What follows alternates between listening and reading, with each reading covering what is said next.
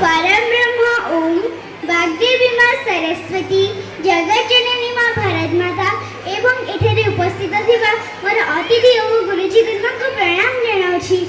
आजिर एई पवित्र स्वाधीनता दिवस रे मते किछि कहिबाको सुजोग मिलिथिबारु मो निजको कृतज्ञ मने करूछि।